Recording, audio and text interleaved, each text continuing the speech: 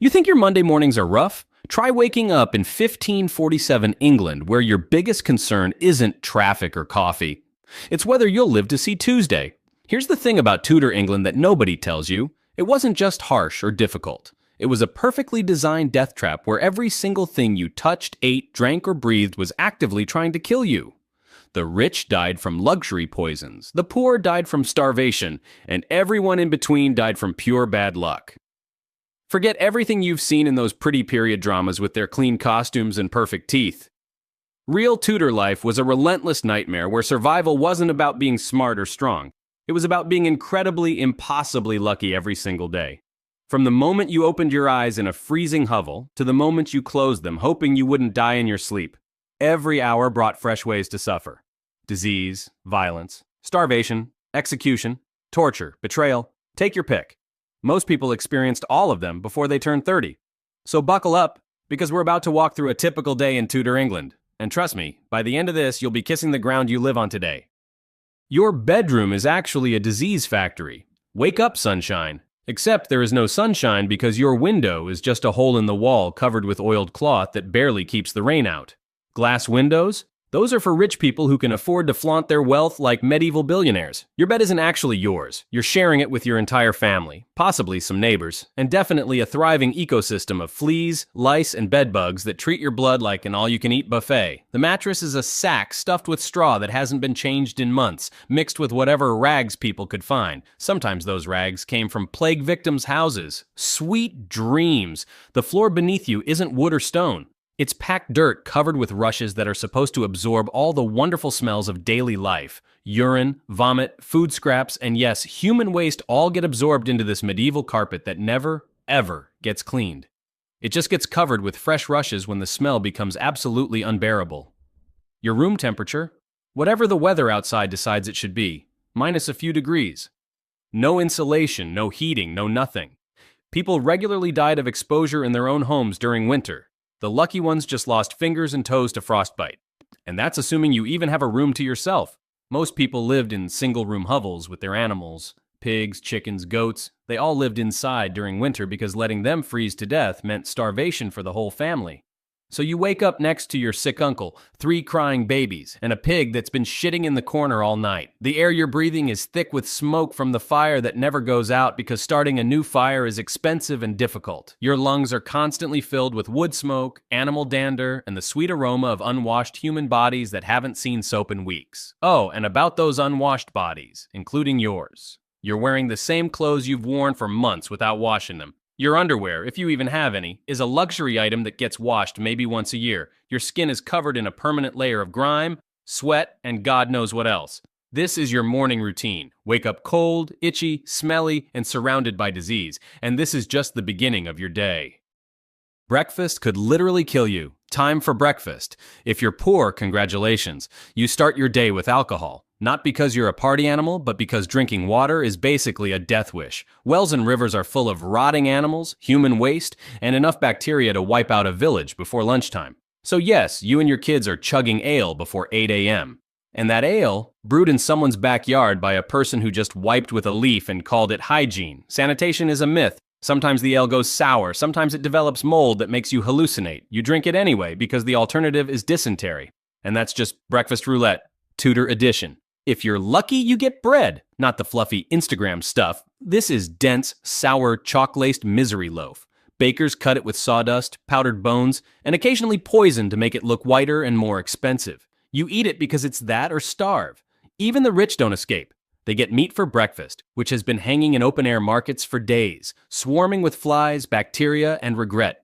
Oh, and milk, straight from the cow, no pasteurization. A single gulp is a fun little game called Guess Which Infection You'll Die From. And since you're already mentally preparing to die from your food, here's a quick survival tip for the modern world. Don't just survive arguments, dominate them. If you want to win debates like Caesar, reframe like Machiavelli, and trap people with their own logic like Socrates, grab my ebook, How to Win Any Argument Using Historical Logic. It's packed with rhetorical weapons from history's most dangerous minds. The kind that win minds, meetings, and yes, maybe even dinner table arguments with your uncle. Use code TUDOR for 20% off. Links in the pinned comment, because verbal combat should feel epic, not deadly. Anyway, your breakfast is over. You've survived the first meal of the day without being poisoned, burned, or infected. Congrats. Time to head to town square and watch someone get executed. Watch your neighbors get tortured. After your toxic breakfast, it's time for the morning's main event: public torture and execution. This isn't some dark corner of society. It's the town's primary form of entertainment, education, and social bonding. Think of it as Netflix, the news, and a sporting event all rolled into one bloody spectacle. The stocks and pillories are set up right in the town square, where everyone can get a good view. Criminals, and by criminals, we mean people who stole a loaf of bread, spoke back to a nobleman, or practiced the wrong religion, are locked in wooden restraints while the crowd pelts them with whatever's handy. Rotten eggs, human waste, dead rats, stones. Children are encouraged to participate because this is considered educational. But the real crowd pleasers are the executions. Hangings happen regularly, and they're not the quick neck snap you see in movies. These are slow strangulations that can take 10 minutes or more. The crowd cheers when the condemned person's bowels release, which happens every single time. It's considered the highlight of the show. If you're really lucky, you might catch a drawing and quartering. The victim gets hanged until almost dead, then cut down and disemboweled while still conscious. Their intestines are burned in front of them before they're finally decapitated and chopped into quarters. The head and body parts get displayed around town as decoration and warning. London Bridge was literally lined with rotting heads on spikes, a grotesque skyline that greeted every visitor to the city. Women who committed petty treason, like poisoning their husbands, got burned alive at the stake. The executioner sometimes had mercy and strangled them first, but often they burned conscious. The smell of burning human flesh became as familiar as any other market smell. You don't learn this in history classes out there, but these executions weren't just punishment. They were carefully orchestrated psychological warfare against the population. The message was clear. This is what happens when you step out of line. Everyone from toddlers to grandparents was expected to attend and cheer. The condemned often gave speeches before dying, and these became public theater. Some begged for forgiveness, others cursed their accusers, and a few tried to maintain dignity. The crowd would rate their performance like judges at a talent show. Between executions, there were floggings, brandings, and ear removals to keep everyone entertained.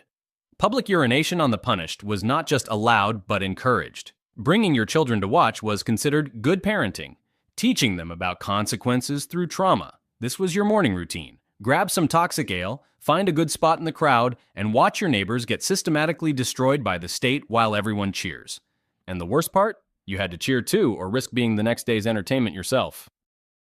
Your doctor will finish the job. Feeling under the weather? Time to meet your local barber surgeon, a delightful fellow who cuts hair, pulls teeth, and performs amputations with the same set of unwashed tools. Medical school? That's for rich physicians who treat nobility.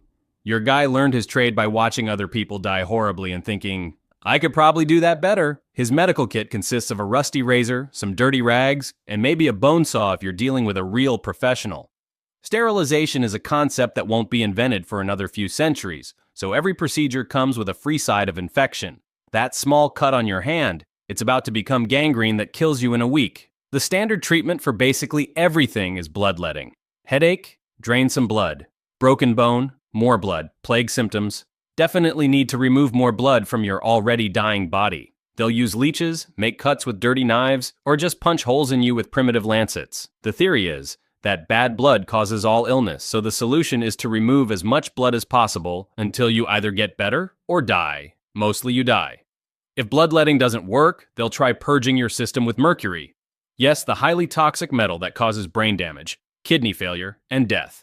It was considered a miracle cure for syphilis and other diseases. The treatment motto was literally a night with Venus, a lifetime with Mercury. Patients would drool uncontrollably, lose their teeth, develop tremors, and go insane. But hey, at least they didn't have syphilis anymore when they died. Anesthesia doesn't exist. If you need surgery, you get a leather strap to bite down on and maybe some alcohol if you're lucky. Operations are performed by men who learned anatomy by digging up corpses and poking around. They have no concept of germs, no understanding of circulation, and no idea what most organs actually do. But they're confident enough to cut you open anyway. The most popular surgical procedure is trepanation, drilling holes in your skull to release evil spirits. Having headaches? Demonic possession. Acting strange? Definitely need some holes in your brain. The mortality rate is about what you'd expect from people drilling into heads with medieval power tools. For internal problems, they prescribe wonderful remedies like powdered unicorn horn, crushed pearls, or distilled urine. Plague victims get treated with theriac, a mixture of dozens of ingredients including viper's flesh, which costs more than most people make in a year and does absolutely nothing except separate you from your money before you die. The mortality rate for any medical intervention is staggering. Going to see a doctor is often a death sentence with extra steps. Most people who survived illnesses did so by avoiding medical care entirely and letting their bodies heal naturally. The ones who trusted their local barber surgeon usually ended up as cautionary tales for the next generation. Your best bet for staying healthy? Don't get sick in the first place, and if you do, pray to whatever saints specialize in hopeless causes, because once you're in the hands of Tudor medicine, you're probably doomed. The law is designed to execute you. Welcome to Tudor justice, where the legal system operates on a simple principle. When in doubt, execute everyone. The law isn't designed to protect you or ensure fairness. It's an elaborate death machine designed to eliminate anyone who might possibly be a problem for the ruling class. Here's how screwed you are. There are over 200 crimes punishable by death. Stealing anything worth more than 12 pence? Death. Poaching a rabbit on noble land? Death. Being out at night without a good reason? Death. Cutting down someone else's tree? Death. The legal system is essentially made existing while poor a capital offense. But here's where it gets really insane. Treason is whatever the king says it is on any given day. Saying the king looks tired? That's questioning his divine health. Treason. Suggesting the queen might be infertile? That's attacking the royal bloodline. Treason. Predicting the king's death, even if it's obvious he's dying? That's wishing death on the monarch. Treason. One guy got executed for saying King Henry VIII was too fat to get through the gates of heaven. Another got his head chopped off for refusing to acknowledge the king's marriage to Anne Boleyn. A woman was burned alive for saying the king was a heretic. The law wasn't about right and wrong. It was about keeping the royal ego intact. The court system is a joke designed to guarantee conviction. You don't get a defense lawyer. You don't get to see the evidence against you. You don't get to call witnesses in your favor. The prosecutor, judge, and jury are all appointed by the same crown that's trying to kill you. Your trial is basically a formality before your execution. Torture is completely legal and widely used to extract confessions. The rack stretches your joints until they dislocate. The thumb screws crush your fingers one bone at a time. The Iron Maiden, well, that one's self-explanatory. And here's the beautiful part. If you confess under torture, you're guilty. If you don't confess, you're obviously a hardened criminal who deserves worse torture. The death penalty comes in several entertaining varieties depending on your crime and social status. Nobles get the quick chop of an axe. Commoners get hanged, drawn, and quartered. Women get burned. Traitors get the full treatment, hanged until almost dead, disemboweled while conscious, beheaded, and chopped into pieces that get displayed around the kingdom. But even if you somehow avoid the death penalty, you're still screwed. Lesser punishments include having your ears cut off, getting brand on the face, or having your hand amputated. These aren't just punishments. They're permanent marks that tell everyone you're a criminal. Good luck finding work or housing with thief burned into your forehead. The really sick part? The law is deliberately vague and contradictory so that anyone can be found guilty of something. Authorities can twist any action into a crime if they want to get rid of you. Being too successful? You're threatening the social order. Being too poor? You're a vagrant and a burden on society. There's literally no safe way to exist. Your best strategy for dealing with Tudor law? Don't exist. Don't be noticed. Don't have opinions. Don't own anything worth stealing. And definitely don't ever, under any circumstances, say anything that could be interpreted as criticism of anyone in power. Because in Tudor England, the law isn't there to protect you, it's there to kill you as efficiently as possible. A viper's nest in silk. Think the royal court is all fancy parties and elegant dancing. It's actually a psychological battlefield where everyone is simultaneously plotting to kill everyone else while smiling and exchanging pleasantries. The palace isn't a place of honor. It's a den of psychopaths wearing expensive clothes. Every conversation is a potential death sentence. Courtiers spend their days crafting seemingly innocent remarks that could destroy their rivals. Complimenting someone's wife too enthusiastically? You're obviously planning to seduce her. Failing to compliment the queen's new dress? You're clearly showing disrespect to the crown. There's no safe response to anything. The king's favor is literally the only thing keeping anyone alive, and it changes faster than the weather. Today's trusted advisor is tomorrow's headless corpse. Henry VIII went through wives, friends, and advisors like a serial killer with commitment issues. Thomas More was his best friend and trusted counselor until he wasn't, and then he got his head chopped off. Thomas Cromwell orchestrated the king's divorce and rise to absolute power, then got executed when Henry decided he didn't like how it turned out. Poisoning is the court's favorite hobby, not just literal poison, though there's plenty of that too. psychological poisoning, whispering the right rumor in the right ear at the right time to destroy someone's reputation and life. Court ladies spend their time crafting elaborate schemes to frame each other for adultery, witchcraft, or treason. The men aren't any better.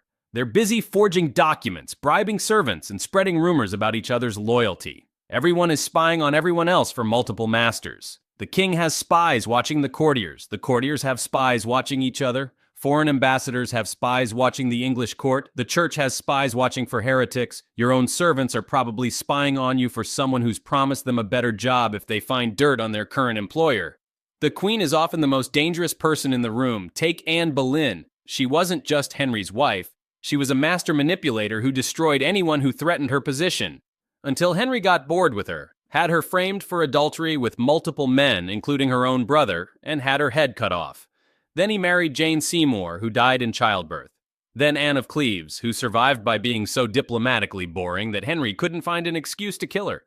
Court entertainments are elaborate psychological torture sessions disguised as fun. Masquerade balls where everyone wears masks but tries to figure out who's plotting against them. Poetry readings where every verse contains hidden political messages. Dancing where the wrong partner choice could be interpreted as a treasonous alliance. The physical palace is designed for paranoia. Hidden passages, secret rooms, and listening holes in the walls. Your private chambers aren't private. There are spy holes and hidden entrances that allow others to monitor your every move. Even your prayers aren't safe because the wrong religious expression could be reported as heresy. Gifts are weapons. That beautiful jeweled necklace from your rival? Probably cursed, definitely a political statement, and possibly actually poisoned. Accepting it shows weakness. Refusing it shows disrespect.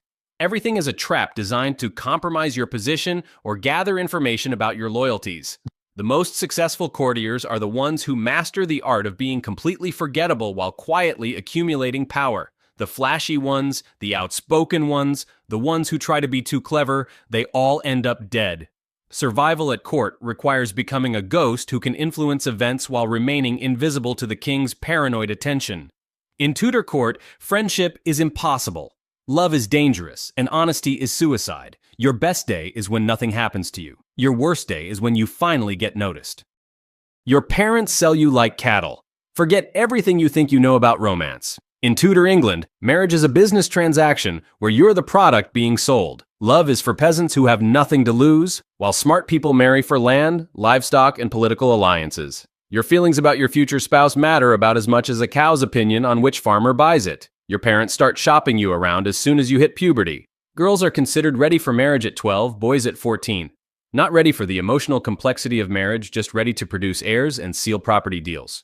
Your market value depends on your family's wealth, your potential inheritance, and how many political connections your marriage might create.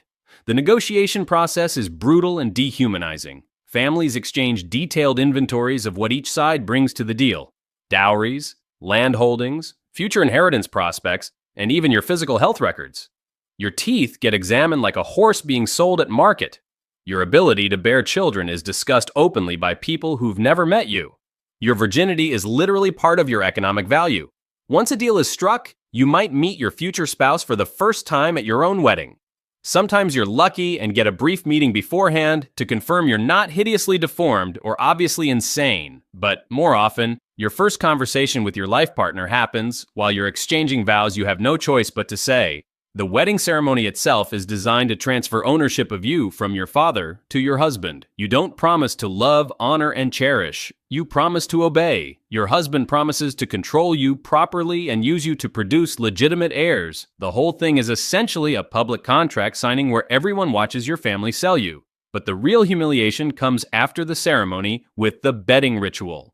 This charming tradition involves the wedding guests literally escorting you and your new spouse to the bedroom, pulling off your clothes, and putting you both in bed together while making crude jokes about your upcoming sexual performance. Then they stand around waiting to hear evidence that the marriage has been consummated. Privacy is not a concept that applies to your wedding night. Divorce doesn't exist. Once you're married, you're stuck for life, no matter how miserable, abusive, or dangerous your spouse turns out to be. Your only escape options are death, annulment if you can prove the marriage was invalid from the start, or fleeing to another country and assuming a new identity. The church considers marriage a sacred bond that can't be broken by mere human unhappiness. If your husband dies, you don't get freedom. You get passed along to his male relatives like inherited property. Your children belong to his family, not yours. Any property you brought to the marriage stays with his family. You might get a small allowance to live on, but you're essentially a pensioner dependent on people who have no reason to care about your well-being. Remarriage is possible, but tricky. Too eager to remarry, and you're obviously a lustful woman who didn't properly mourn your dead husband. Too reluctant, and you're being difficult about accepting your proper role. The timing has to be perfect, and the choice of your second husband has to be approved by your dead husband's family and your own family and local authorities. Women who try to control their own marriage choices are labeled as witches, whores, or mentally unstable. Men who marry for love instead of strategic advantage are considered weak and unsuitable for leadership. The entire system is designed to prevent personal choice and individual happiness in favor of family power and property consolidation. Your wedding day isn't the beginning of your new life. It's the end of any life that belongs to you. From that moment forward, you exist to serve family interests that were decided by people who view you as a useful asset rather than a human being with your own dreams and desires. Religious roulette. Here's a fun game. Guess which religion will get you killed this week. In Tudor England, your eternal salvation depends entirely on whichever monarch happens to be alive and what mood they're in. The wrong prayer at the wrong time doesn't just damn your soul. It gets you roasted alive in the town square. Henry VIII starts Catholic, breaks with Rome to divorce his wife, creates the Church of England with himself as head, then spends the rest of his reign flip-flopping between Catholic and Protestant policies, depending on his political needs. Keeping track of the current official doctrine requires a degree in royal psychology and a gambling addiction. When Henry dies, his son Edward VI goes full Protestant. Catholic Mass is banned, Latin services are forbidden, and anyone caught with Catholic paraphernalia gets arrested for treason. Priests who refuse to abandon celibacy and marry get executed. The entire religious establishment gets turned upside down in the name of a 9-year-old king's advisor's political ambitions. Then Edward dies and his sister Mary takes over. Plot twist. She's Catholic. Suddenly, being Protestant is treason punishable by death. She earns the nickname Bloody Mary by burning about 280 Protestants alive over 5 years. These aren't quick deaths. The wood is often green and damp, so victims cook slowly while conscious. The lucky ones die from smoke inhalation before the flames reach them. Your neighbors become religious police, reporting anyone who doesn't seem enthusiastic enough about the current official faith. Missed church last Sunday? Suspicious. Been seen reading the wrong version of the Bible? Definitely suspicious. Failed to cross yourself at the right moment? You're obviously a heretic who needs to be investigated by people with torture equipment. The religious authorities use theological debates as excuses for personal vendettas. Don't like your neighbor? Accuse them of heresy. Want their property? Report them for practicing witchcraft? Having a business dispute? Suggest they're secret Catholics or crypto-Protestants, depending on which way the political wind is blowing. Witchcraft accusations are the nuclear option for destroying someone's life. Being accused of witchcraft means you're guilty until proven innocent, and proving innocence is impossible. The evidence against you includes having a cat, knowing herbal remedies, being old and ugly, being young and attractive, having unexplained wealth, being suspiciously poor, or just existing while female in a way that makes someone uncomfortable. The witch trials use brilliant logic. If you float when thrown in water, you're a witch and get burned. If you sink and drown, you were innocent and go to heaven. It's a win-win situation, assuming you think drowning is winning. They also use pressing, stacking heavy stones on your chest until you confess or die. Most people die without confessing, which proves they were witches because witches are too stubborn to confess.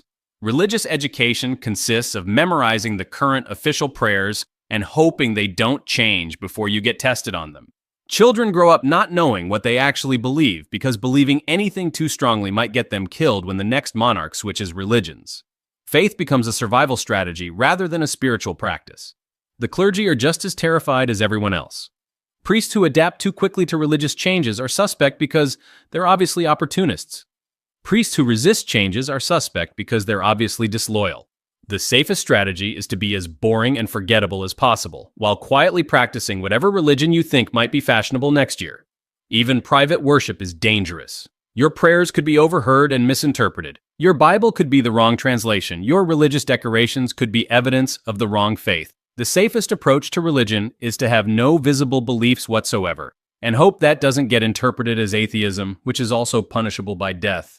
Your spiritual life becomes a constant game of Russian roulette, where the bullets are made of fire and the trigger is pulled by whoever happens to be wearing the crown. Prayer stops being about salvation and starts being about surviving until tomorrow's religious policy changes. Military service. Congratulations! You've been recruited into the Royal Army. By recruited, we mean grabbed off the street by armed men who don't care if you have a family, a job, or any desire whatsoever to die in some foreign field for a king who doesn't know your name. Military service isn't voluntary. It's kidnapping with government approval. Your military training consists of being handed a rusty weapon you've never seen before and told to follow the man in front of you until someone kills him, then follow the next guy. No boot camp, no weapons training, no strategy lessons. Just point the sharp end at the enemy and try not to die immediately. Most soldiers learn to fight by watching other soldiers die badly. Your equipment is whatever the army can steal, buy cheaply, or salvage from previous dead soldiers. That armor protecting your vital organs, it's full of holes from the arrows that killed its previous owner. Your sword might be sharp, or it might be a rust-covered decoration that will snap in half the first time you hit something solid. Your boots probably don't fit and definitely leak. The food situation makes your toxic breakfast at home look like a feast. Army rations consist of hardtack so stale it could be used as building material, salted meat that's more salt than meat, and water from whatever puddle or stream the army happens to be camped near. Dysentery kills more soldiers than enemy weapons, which is saying something because enemy weapons kill a lot of soldiers. Medical care on the battlefield is performed by the same barber surgeons who were killing people back home, except now they're working under combat conditions with even less sanitation. Got an arrow in your leg? They'll hack it off with a dirty saw and hope the bleeding stops before you die. Infection is guaranteed. Survival is optional. Your commanding officers are nobles who bought their positions and have no military experience beyond reading books about ancient Roman tactics. Their battle strategy usually involves charging directly at the enemy because it worked for their great-grandfather's great-grandfather, and subtlety is for peasants. They're also safely positioned far from the actual fighting, while you get to discover whether their brilliant plan works. The enemy you're fighting, they're exactly like you. Terrified, untrained peasants who were forced into military service and have no idea why they're supposed to kill you. Most battles are just two groups of scared, hungry people with rusty weapons trying to murder each other because their respective kings have a property dispute or hurt feelings. If you somehow survive a battle, you don't get to go home. The army moves on to the next pointless conflict, and you get to discover new and exciting ways to almost die. Frostbite, plague, starvation, enemy raids on your camp, accidents with your own weapons, infections from minor wounds. Military life is an endless series of creative death scenarios. Your pay is theoretical. The king promises to compensate you for your service, but actually paying soldiers is expensive and cuts into the royal budget for palaces and mistresses. Most soldiers never see a penny of their promised wages. If you complain about not being paid, you get executed for mutiny. Even if you survive your military service and make it home, you're permanently damaged goods. No job skills except violence, no support for war injuries, no pension, and a head full of traumatic memories that nobody understands or cares about. Veterans often turn to banditry because it's the only career that uses their military training. The best case scenario for military service is desertion. Run away before the fighting starts, hide in the wilderness until the war ends, then sneak back home and pretend you died heroically. Of course, if you get caught deserting, you'll be executed publicly as an example to other potential deserters. Your military service isn't about defending your homeland or fighting for noble causes. It's about dying painfully so that rich people can steal land from other rich people. The only honor in Tudor warfare is surviving long enough to escape it. So there you have it, a typical day in Tudor England where every single thing you did, ate, drank, or thought was actively trying to kill you. From your toxic breakfast to your terror-filled bedtime, survival wasn't about being smart or strong. It was about being impossibly lucky every single day for your entire short, miserable life. The next time you complain about your commute, remember that Tudor people considered it a miracle when they made it through the night without dying. Your worst Monday morning would have been a fantastically good day for someone in 1547. Your clean water, safe food, modern medicine, and basic human rights would have seemed like pure magic to people who lived their entire lives one bad decision away from public execution. If you're fascinated by how people used intelligence, presence, and ruthless logic to dominate in history's most dangerous eras, you'll love the survival guide I've written using actual historical tactics. These psychological strategies worked in life or death situations, which means they're devastatingly effective in today's much safer world. Check the link below. You'll need these skills even today.